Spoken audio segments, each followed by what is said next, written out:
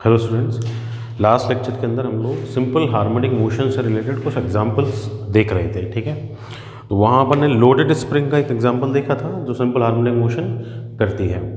ठीक है, आज हम उसी का एक और एग्जांपल देखेंगे which is the simple pendulum. तो देखो क्या होता है सिंपल पेंडुलम और किस तरह वो वर्क करता है वो अपन देखें। सबसे पहले तो सिंपल पेंडुलम होता क्या है।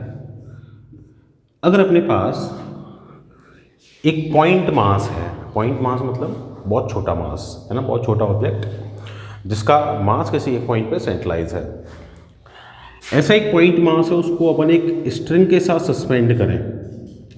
ये मेरी एक स्ट्रिंग हो गई, इसके साथ मैंने इसको पॉइंट मास को सस्पेंड कर दिया। ठीक है, अभी जो स्ट्रिंग है ना, ये स्ट्रिंग भी कैसी होनी चाहिए, इनएक्सटेंसिबल, मतलब इसकी लेंथ में चेंज नहीं होना चाहिए। जब ये ये मास, इस मास को अपन बोलते हैं बॉब। ये बॉब जब अपन इस स्ट्रिंग पे सस्पेंड करें तो इसका एक्सटेंशन नहीं होना चाहिए, मतलब ये स्ट्रिंग कैसी होगी, इनएक्सटेंसिबल होगी। इनएक्सटेंसिबल होने के साथ साथ ये जो स्ट्रिंग है ये मासलेस होनी चाहिए। ठीक है, और उसका जो सेकेंड एंड है वो एक रिजिड बेस पे होगा। ठीक है, तो ये जो अरेंजमेंट मेरे पास बना, इस अरेंजमेंट को अपन बोलते हैं सिंपल पेंडुलम। मतलब सिंपली अगर अपने पास कोई एक स्मॉल मास है तो उसको अपन एक इनएक्सटेंसिबल मासलेस स्ट्रिंग के साथ सस्पेंड कर दें तो उससे जो सिस्टम बनेगा उस सिस्टम को हम लोग बोलते हैं सिंपल पेंडुलम। ठीक है, तो simple pendulum is a system created by suspending a small mass with massless inextensible string।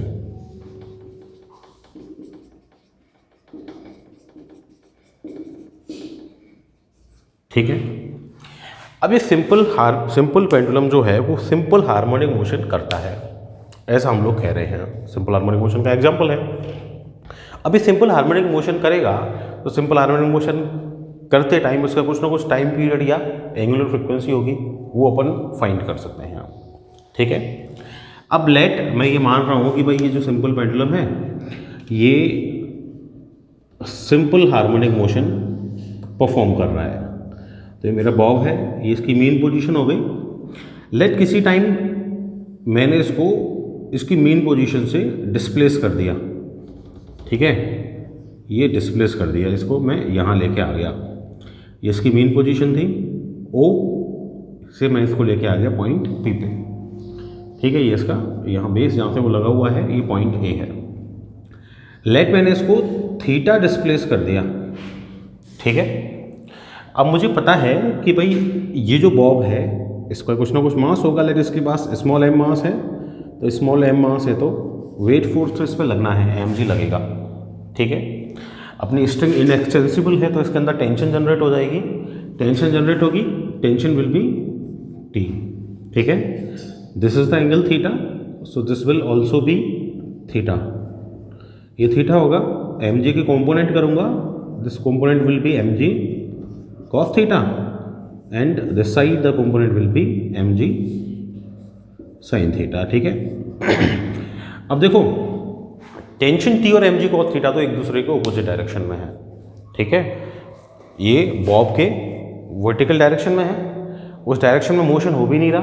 Motion नहीं हो रहा, इसका मतलब फोर्सेस आ रहे हैं इक्विलिब्रियम। इक्विलिब्रियम में है, इसका मतलब टेंशन को एम जी कॉस थीटा क्या कर देगा, बैलेंस कर देगा। ठीक है, T will be equal to M G cos theta. अब एम जी साइन थीटा क्या कर रहा है, एम जी साइन थीटा इस बॉब को कहाँ ले जा रहा है, ये थी मेन पोजीशन की तरफ ले जा रहा है। मेन पोजीशन की तरफ ऑब्जेक्ट को ले जाने वाला जो फोर्स होता है, M G cos theta is component of force, तो मेन पोजीशन की तरफ ले जाने वाला जो फोर्स होता है उस फोर्स को अपन क्या बोलते हैं, उसको अपन बोलते हैं रीस्टोरिंग फोर्स। दैट मीन्स जो अपना एम जी साइन थीटा है दैट इज रीस्टोरिंग फोर्स। ठीक है, अगर अपना M G sine theta restoring force है, mg sin theta will behave as restoring force।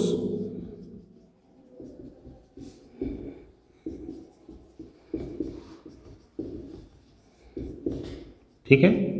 So restoring force F is this mg sin theta. ठीक है। अब देखो क्या है कि अगर ये थीटा स्मॉल होगा, अगर ये थीटा स्मॉल होगा तो ही ये पेंडुलम लीनियर SHM मतलब लीनियर सिंपल हार्मोनिक मोशन करेगा। ठीक है। अगर इस थीटा को मैं स्मॉल लेट कर लूँ, theta is tends to 0 very small, ठीक है, या फिर डायरेक्ट लिख दूँ मैं थीटा इज वेरी स्मॉल। अब अपन को पता है थीटा की वैल्यू जब स्मॉल होती है तो साइन थीटा क्या होता है, साइन थीटा इज थीटा। अभी 2-3 दिन पहले जो लेक्चर लिया था उसमें मैं ये बताया था, थीटा वेरी स्मॉल होने पर sine theta is theta, cos theta 1, tan theta is theta. ठीक है। Sine theta will be theta, that means the restoring force will become F equal to mg theta. अब इस रीस्टोरिंग फोर्स है तो displacement के opposite direction में है, opposite direction में है, then in opposite direction F will be minus mg sin theta. ठीक है। तो this will be F equal to minus का mg थीटा। नेगेटिव साइन क्यों लगाया, रीस्टोरिंग फोर्स है इसलिए। थीटा की वैल्यू अगर मैं फाइंड करूं, थीटा क्या होता है, theta is angle, equal to क्या होता है, आर्क अपॉन रेडियस। पढ़ा है अपन ने formula. So theta is arc upon radius. So theta arc कितना है, arc is OP, radius is AP, this is OP upon AP। ठीक है।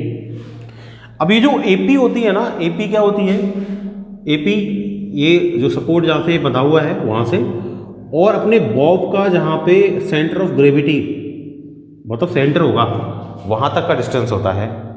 ये जो डिस्टेंस होता है इस डिस्टेंस को L से डिनोट करते हैं और इसको अपन बोलते हैं effective length. This is called effective length of pendulum. ठीक है। कंप्लीट कहाँ से कहाँ तक डिस्टेंस है, वो सपोर्ट से और बॉब के सेंटर तक का। ठीक है। So theta is equal to क्या हो जाएगा, OP upon AP which is L। ठीक है। तो F की अगर मैं बात करूं तो F will B mg minus का थीटा इज OP में ऐड कर लेता हूँ कि भाई ये जो आर्क है अपना, ये डिस्प्लेस कितना हुआ है, यहाँ से x डिस्प्लेसमेंट हुआ है। ठीक है। तो x डिस्प्लेसमेंट हुआ है तो ये क्या हो जाएगा, x अपॉन L। ठीक। This is mg x upon L।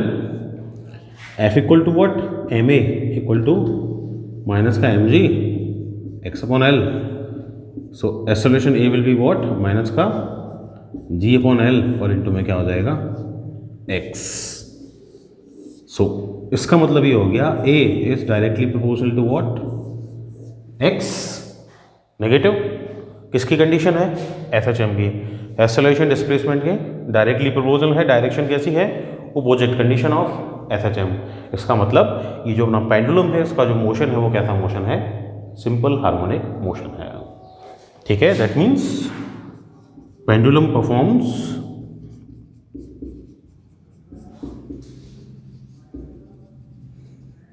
Simple harmonic motion, है ना। अब अपन को पता है A इक्वल टू क्या होता है, माइनस का ओमेगा स्क्वायर y होता है। ठीक है। Where y is the displacement, या x लिया डिस्प्लेसमेंट, एक ही बात है। इसका मतलब ये जो टर्म है this is what, this is omega square. That means omega square equal to क्या हो गया, g अपॉन L हो जाएगा। That means omega angular frequency equal to क्या हो जाएगा, under root g upon L हो जाएगा। ठीक है भाई। This is the angular frequency of simple pendulum. Time period find कर सकता हूँ, time period omega equal to 2 pi upon T equal to under root, तो टी इक्वल टू क्या हो जाएगा, 2 pi under root L upon g. That means जो simple pendulum है उसका टाइम पीरियड हो जाएगा 2 pi under root L upon g. इसका मीनिंग ये हो गया कि भाई जो सिंपल पेंडुलम है उसका टाइम पीरियड दो चीज़ों पर डिपेंड करता है। एक तो डिपेंड करता है L इफेक्टिव लेंथ पर, ठीक है, T is directly proportional to under root L, और एक ये डिपेंड करता है किस पे, G की वैल्यू पर, which is inversely proportional to under root G। ठीक है। इसके अलावा और किसी चीज़ पर डिपेंडेंस उसकी नहीं है। ठीक है। तो ये दो चीज़ों में अगर चेंज होगा तो ही अपन का जो सिंपल पेंडुलम है उसका टाइम पीरियड और उसकी एंगुलर फ्रिक्वेंसी चेंज होगी। बाकी कोई भी चीज़ अपन चेंज कर दें तो उसके अंदर कोई चेंज नहीं होगा। ठीक है, तो this is our simple pendulum. ठीक है, अब डिफरेंट डिफरेंट फैक्टर्स पे डिपेंड कैसे करता है, किन किन फैक्टर्स पे डिपेंड करेगा, देखो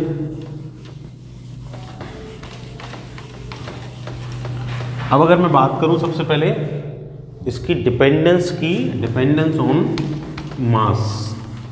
ठीक है, तो मास तो फॉर्मूला में है ही नहीं है, इसका मतलब मास पर डिपेंड नहीं करेगा। ठीक है, it does not depend on मास।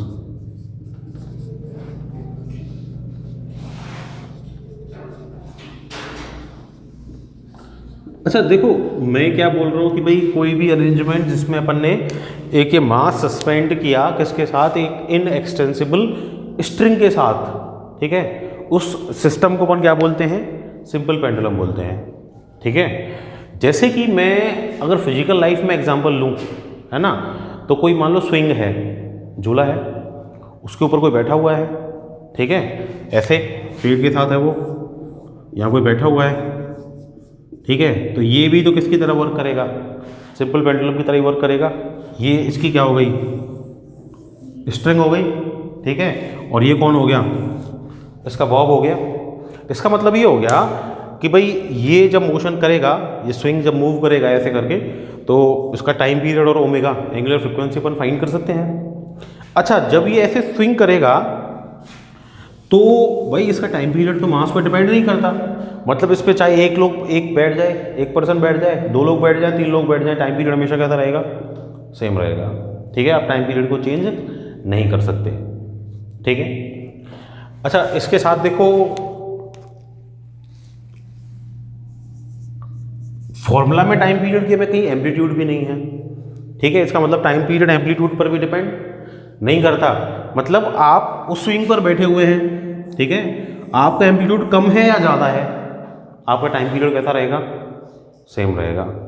ठीक है भाई, आपका जो सिंगल ऑसिलेशन है ना वो सेम टाइम में होगा, चाहे आप यहाँ से आएँ यहाँ तक जाए, या आप यहाँ से आएँ और यहाँ तक जाएँ।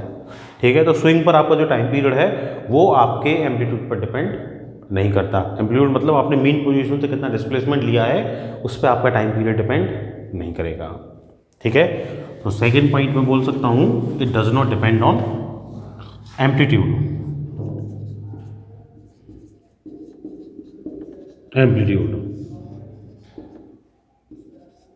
ठीक है, अब डिपेंड फिर किस पे कर रहा है, देखो फॉर्मूला में डायरेक्ट पता चल रहा है कि भाई time period is directly proportional to under root L. Effective length पर डिपेंड करेगा, इफेक्टिव लेंथ अगर रिड्यूस हो जाएगी तो टाइम पीरियड भी क्या हो जाएगा, रिड्यूस हो जाएगा। स्विंग वाला ही एग्जांपल लूँ मैं, उसी स्विंग पे क्या हो रहा है, कोई बैठा हुआ है ना। ठीक है, तो इफेक्टिव लेंथ कहाँ आती है, इसके सेंटर तक, सेंटर ऑफ ग्रेविटी तक, तो ये इफेक्टिव लेंथ हो गई सेंटर ऑफ ग्रेविटी तक, है ना, ये एल। अब मान लो ये जो पर्सन इस स्विंग पे बैठा हुआ था ना, ये खड़ा हो जाए, खड़ा होते ही क्या होगा, सेंटर ऑफ ग्रेविटी कहाँ गया, यहाँ भाई, उसका सेंटर ऑफ ग्रेविटी कहाँ गया, उसका कंप्लीट वेट कहाँ सस्पेंड होता है, सेंटर में ही तो होता है। ठीक है, बताया था जब अपन ने सेंटर ऑफ मास पढ़ा था, तो centre of mass centre of gravity मैंने बताए थे। तो सेंटर ऑफ ग्रेविटी यहाँ आ गया, तो मतलब ये बॉब कितना बड़ा हो जाएगा, कितना बड़ा हो जाएगा, तो लेंथ कहाँ से कंसीडर करेंगे, इसके सेंटर से, तो ये एल डैश, तो लेंथ क्या हो गई, रिड्यूस हो गई, लेंथ रिड्यूस हो गई, तो टाइम पीरियड क्या हो जाएगा, रिड्यूस हो जाएगा। इसका मतलब ये हो गया, कोई स्विंग है उस पर कोई पर्सन बैठा हुआ है, दूसरे स्विंग पे कोई पर्सन खड़ा हुआ है, तो जिस पे बैठा हुआ है उसका टाइम पीरियड कैसा होगा, बैठा हुआ है, लेंथ ग्रेटर होगी, टाइम पीरियड उसका ग्रेटर होगा, और खड़े होने से टाइम पीरियड क्या हो जाता है, रिड्यूस हो जाता है। ठीक है, स्विंग जल्दी जल्दी मूव करेगी खड़े होने से। ठीक है, इसके अलावा देखो जी पे भी डिपेंडेंस है। जी पे जो डिपेंडेंस है, तो जी की वैल्यू तो कहाँ कहाँ चेंज होती है, अपन को पता है कि भाई फ्री फॉल होता है तो जी क्या हो जाता है, 0, है ना। ये तो डिपेंडेंस हो गई किस पे, एल पे, इफेक्टिव लेंथ पे।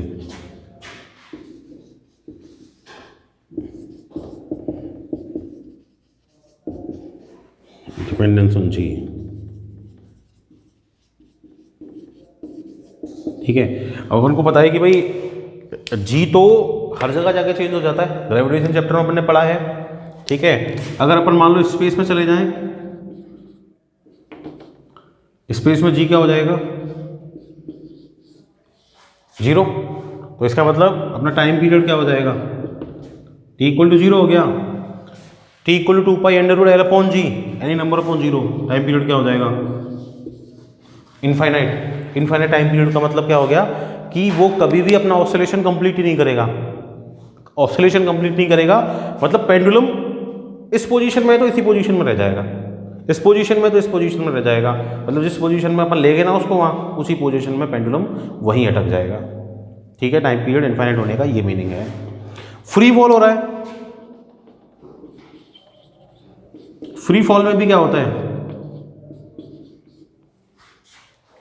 जी 0 हो जाता है। ठीक है, टोटल उसका एक्सेलरेशन क्या हो जाता है, 0 तो जाता है फ्री फॉल के अंदर। तो इसका मतलब क्या हो जाएगा, वहाँ भी टाइम पीरियड क्या हो जाएगा, इनफाइनाइट हो जाता है।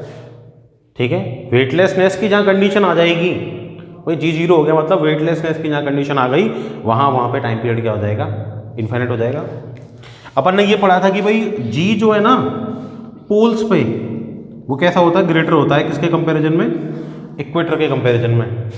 पढ़ा था ना अपन ने, ये पोल्स पे जो जी होता है वो ग्रेटर होता है इक्वेटर के कंपैरिजन में। तो जी जहाँ ग्रेटर होगा, भाई अपन को पता है कि टी इन्वर्सली प्रोपोर्शनल है किसके, अंडर रूट जी की, पता है ना फॉर्मूला में। तो जी जहाँ ग्रेटर होगा वहाँ टी कैसा होगा, स्मॉलर होगा। इसका मतलब टाइम पीरियड पोल्स पे will be smaller than time period at equator. ठीक है, तो इसका मतलब जो अपना स्विंग है ना वो अपना इक्वेटर पे क्या करेगा, ज़्यादा टाइम लेगा। ठीक है, और पोल्स पे क्या करेगा, वो जल्दी जल्दी मूव करेगा। ठीक है, तो this is the dependence of time period of simple pendulum on different factors. ठीक है, अच्छा जी की वैल्यू और भी चेंज हो सकती है ना, डिफरेंट डिफरेंट। मान लो कोई ऐसे सरफेस पे ले गए अपन, यहाँ अपन ने इसको रख दिया, ठीक है, ऐसे करके ऐसे सस्पेंड कर दिया मान लो कहीं पे, तो फिर भाई जी की जो वैल्यू होगी, जो भी कंपोनेंट उसका हुआ उस पर डिपेंड करेगा। अब इससे रिलेटेड केस तो क्या अपन क्वेश्चन में देखेंगे, तो क्वेश्चन से अपन को समझ में आएगा। ठीक है, किस तरह वो अपना इंक्लाइन सरफेसेस पे चेंज होगा। ठीक है, तो उससे रिलेटेड अपन बाद में एक क्वेश्चन देखेंगे, उससे कॉन्सेप्ट अपना क्लियर होगा। ठीक है, बाकी के फैक्टर्स अपन ने देख लिए जिन पर अपना टी डिपेंड करता है। आगे देखें,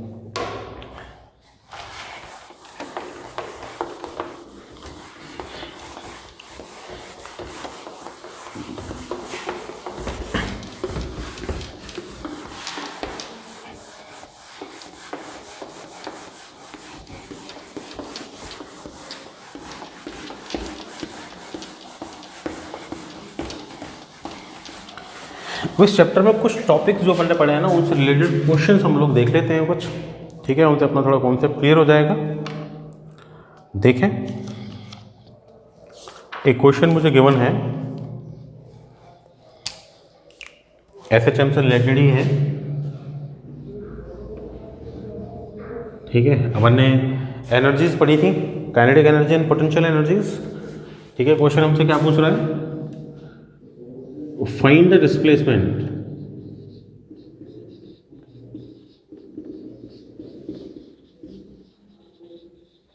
displacement at which kinetic energy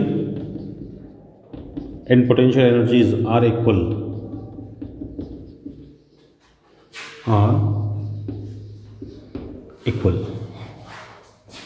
ठीक है, तो मुझे वो पॉइंट फाइंड करना है डिस्प्लेसमेंट का जहाँ पे काइनेटिक एनर्जी और पोटेंशियल एनर्जी कैसी है, मेरी इक्वल है।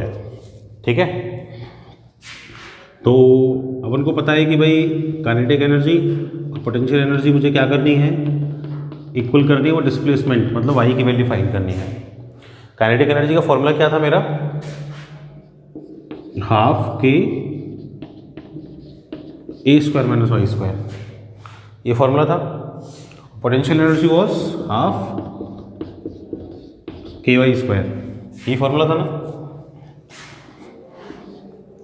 That means A square minus Y square equal to Y square होगा, यहाँ भी सेम होंगे काइनेटिक एनर्जी पोटेंशियल एनर्जीज।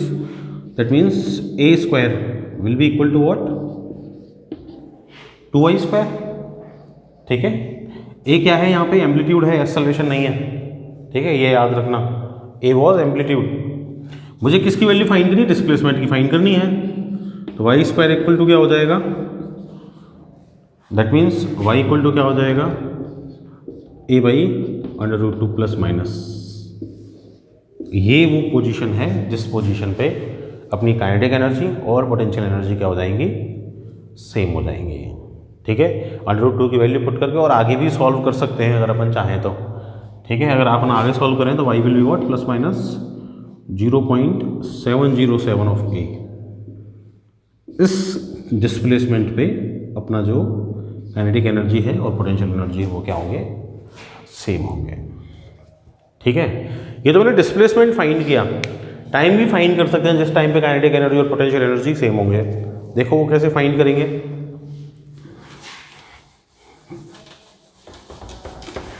इसी क्वेश्चन में बस थोड़ा सा चेंज कर रहा हूं मैं बोल रहा हूं फाइंड द टाइम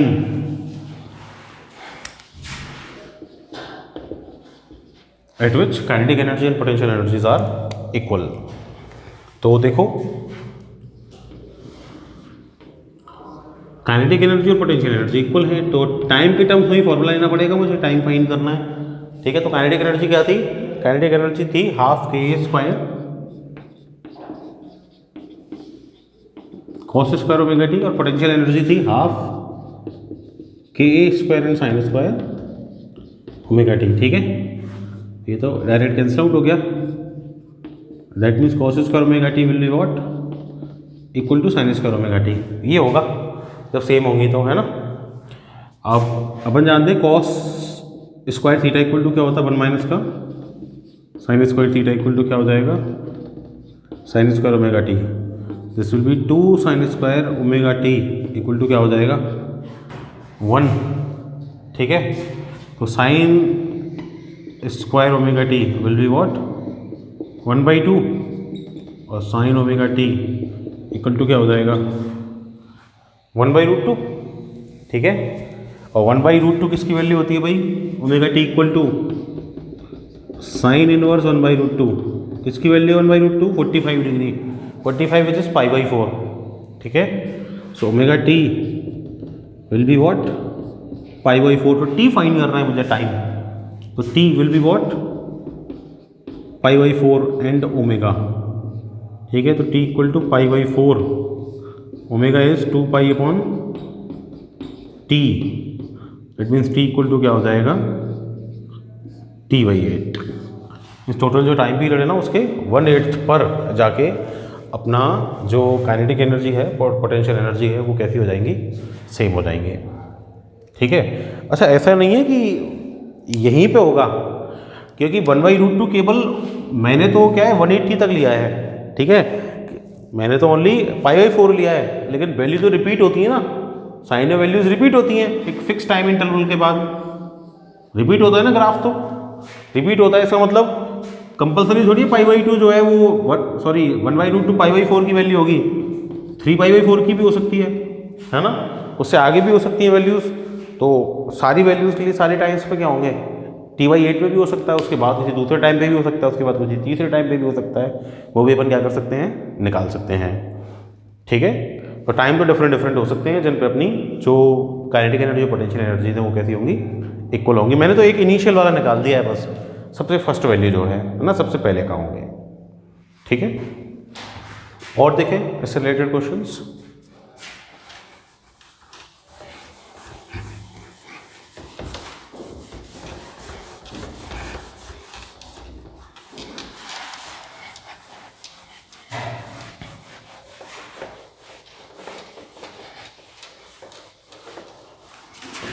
देखो एक और क्वेश्चन है, क्या बोल रहा है?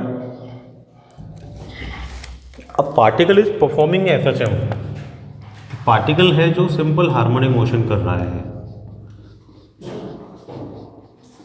A particle is performing SHM. ठीक है, आगे बोल रहा है at displacements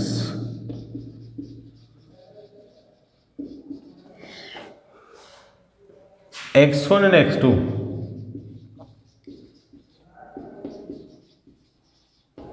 their velocities are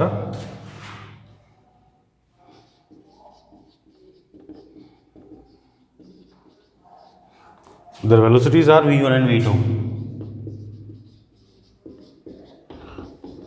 Then prove क्या करवा रहा है, the time period t equal to होगा 2 pi under root x2 square minus x1 square upon v1 square minus v2 square. ये मेरे से प्रूव करवा रहा है कि भाई एक पार्टिकल है जो सिंपल हार्मोनिक मोशन कर रहा है, तो एक ही पार्टिकल है, उसका टाइम पीरियड तो वही होगा, सेम है ना दोनों कंडीशंस के लिए। ये बोल रहा है कि जब डिस्प्लेसमेंट x1 है तो अपनी वेलोसिटी कितनी है, v1 है, और जब डिस्प्लेसमेंट x2 है तो वेलोसिटी कितनी है, v2 है। तो ये टाइम पीरियड मेरे से पूछ रहा है, ठीक है। अब देखो वेलोसिटी का जो फॉर्मूला था, डिस्प्लेसमेंट दे रखा है मेरे को, तो डिस्प्लेसमेंट के टर्म्स में चाहिए मुझे, तो वेलोसिटी का क्या फॉर्मूला था, v was omega under root a square minus Y square. यही फॉर्मूला था ना अपने पास वेलोसिटी का, ठीक है। तो अगर मैं फर्स्ट के लिए लूं तो v1 स्क्वायर इक्वल टू क्या हो जाएगा, ओमेगा तो सेम रहेगा, एम्पलीट्यूड भी सेम रहेगा, बस वो x1 स्क्वायर हो जाएगा, ठीक है। डिस्प्लेसमेंट फर्स्ट वाले के लिए v1 इक्वल टू, अगर मुझे v1 स्क्वायर चाहिए तो स्क्वायर कर दो, v1 square equal to omega square, और a स्क्वायर माइनस का क्या हो जाएगा, ये x1 स्क्वायर इक्वेशन 1 हो गई। ऐसी क्या हो जाएगा, v2 equal to omega under root a square minus का x2 स्क्वायर है ना, स्क्वायर कर दूंगा तो v2 स्क्वायर इक्वल टू क्या हो जाएगा, ओमेगा स्क्वायर और a स्क्वायर माइनस का x2 स्क्वायर इक्वेशन क्या आ गई। सेकंड मेरे को क्या चाहिए भाई, t प्रूव करना है, b1 माइनस का v2 स्क्वायर है ना, तो b1 माइनस v2 स्क्वायर कर दो, तो इक्वेशन 1 माइनस 2 क्या हो जाएगा, v1 square minus v2 square equal to ये omega square a square minus का x1 स्क्वायर, ठीक है, और माइनस का omega square a square minus का x2 स्क्वायर, तो ये आ जाएगा v1 स्क्वायर माइनस का v2 स्क्वायर इक्वल टू, अब ओमेगा स्क्वायर तो कॉमन आ गया, a स्क्वायर माइनस का x1 स्क्वायर माइनस का a square minus minus plus क्या आ जाएगा, x2 स्क्वायर, तो v1 स्क्वायर माइनस का v2 स्क्वायर इक्वल टू क्या आ गया, omega square x2 square minus का x1 square, omega square equal to क्या आ जाएगा, ये आ जाएगा v1 स्क्वायर माइनस का v2 square upon x2 square minus x1 square, ठीक है। और ये ओमेगा के लिए क्या आ जाएगा, अंडर रूट t फाइंड करना है मेरे को, तो t इक्वल टू क्या हो जाएगा, omega equal to 2 pi upon t होता है, which is v1 square minus का v2 square upon x2 square minus का x1 स्क्वायर, तो t इक्वल टू क्या आ जाएगा, 2 pi under root x2 square minus का x1 square and v1 square minus का v2 स्क्वायर, और यही मुझे प्रूव करना था, ठीक है भाई। तो this is the result of this question.